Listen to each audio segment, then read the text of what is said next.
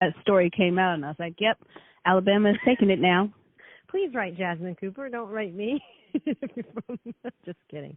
I love Alabama. I went to school there too, and I also went to school in Mississippi. So I love both states, but yeah. Well, it's unreal because those COVID parties, people, a lot of the officials there thought that it was sort of they thought it was a rumor. They thought it was like an urban myth type situation, but turns out it was actually happening. And then, of course, so much in the news about people wearing masks and not wearing masks. And in fact, I believe there was somebody locally, a woman was charged with battery after an altercation over wearing masks at Home Depot in McHenry.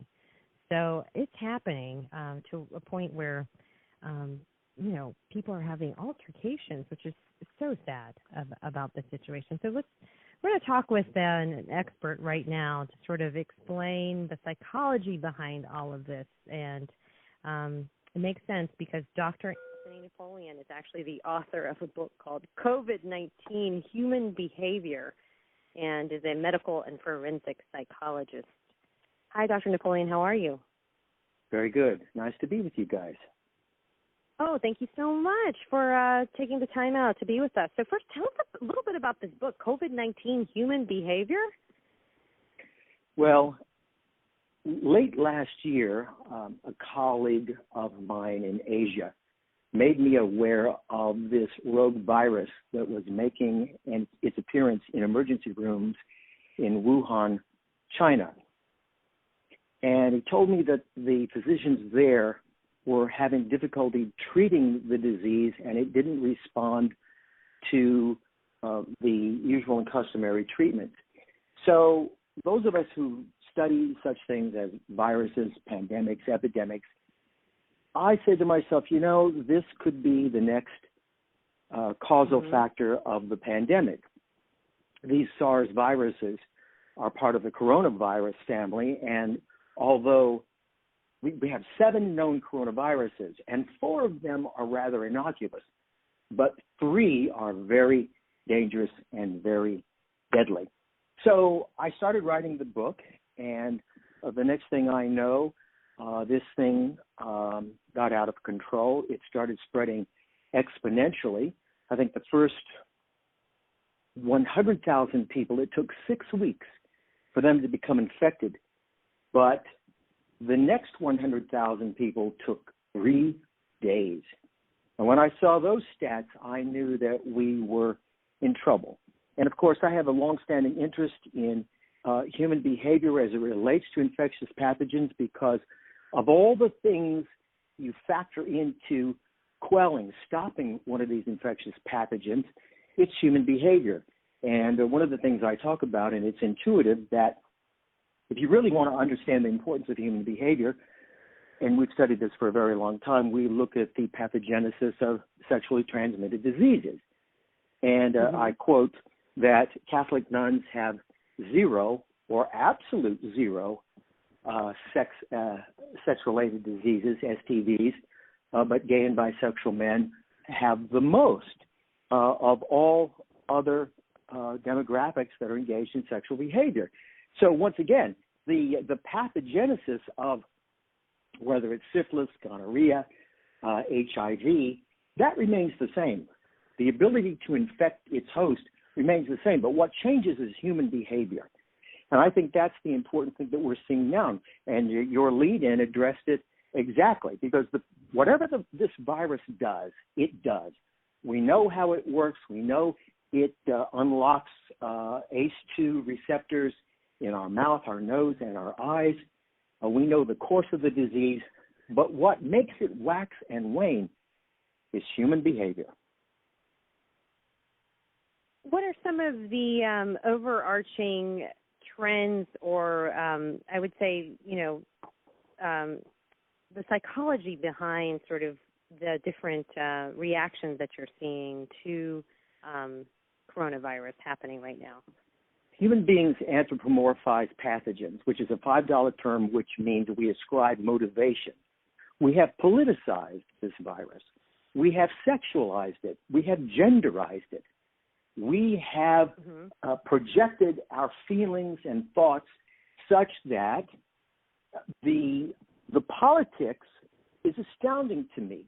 As I told someone the other day, I said, I assure you, SARS-CoV-2, which is the virus responsible for COVID-19, is not a registered Democrat, not a registered Republican, not a registered Green Party, it's not a communist, socialist. It doesn't care.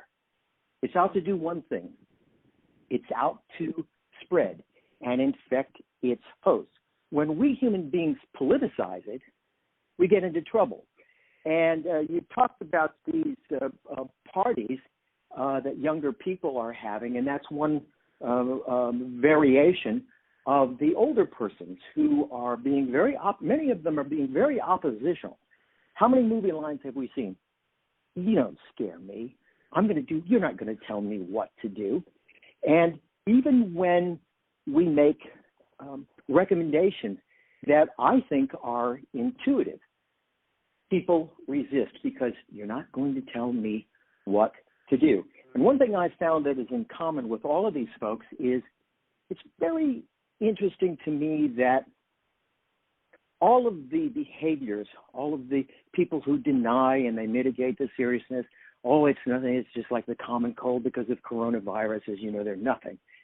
It makes them feel better because it does away with the fear. If they actually came to grips with the fact that these viruses, and this isn't going to be the last one, I was made aware 48 hours ago that we already have a new pandemic-capable virus. It's G4EAH1N1. You know, we have all these letters. You know, they're confusing to people. But that virus is already making its appearance. So young people, they have this tendency to feel that they are invincible. But this demographic has been a problem for a very long time for those of us who want to take care of them. For instance, the leading cause of death for a person 18 to 24 years old is an accident. These people are 4 times more likely to be involved in a serious automobile accident compared to someone over 40 years of age. And where do they end up when they die because of an accident? They end up in the ICU. And when they have a party and they infect other people, where do those people who are infected end up? The ICU. Mm-hmm. Now, Doctor, we've got just a couple of minutes left here. What do you see as some of the solutions to sort of this gap that you're seeing? That's a great question. I am no longer a believer in the rational approach. You know, I can talk all day about the logic and all of the data on wearing masks and washing your hands and social distancing and responsibility. Reminds me of when I used to work with patients who smoked, and I never found one who disagreed with me when I suggested to them that smoking was dangerous. Oh, they agreed. As soon as the session was over, they'd go out and light up a cigarette.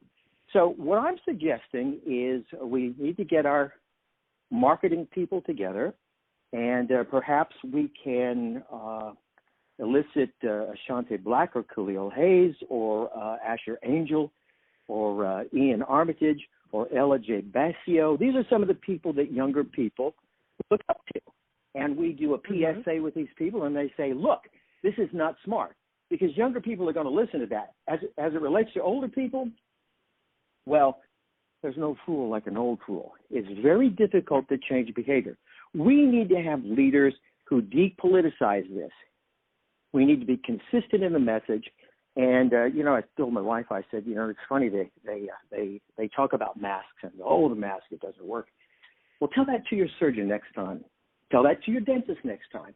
What do you think? We walk into an operating theater and we wear a mask because we don't know, well, as much as you? You know, we have a lot more control over this than we give ourselves credit for. If 80% of everyone washed their hands, respected social distancing, and wore a mask, we wouldn't have never had to do the severe lockdowns. Right. Well, Dr. Napoleon, I can't thank you enough for taking the time to be with us. And where can folks buy your book, COVID-19 Human Behavior? Is it available on Amazon? It is. Well, thank you so much. All the user places. Yeah. It's fascinating that you were ahead of the curve on that. So thank you so much for being with us. I appreciate the opportunity to discuss this, and good luck to both of you, and stay healthy. You as well. Dr. Anthony Napoleon, medical and forensic psychologist and author of COVID-19 Human Behavior. Facebook responds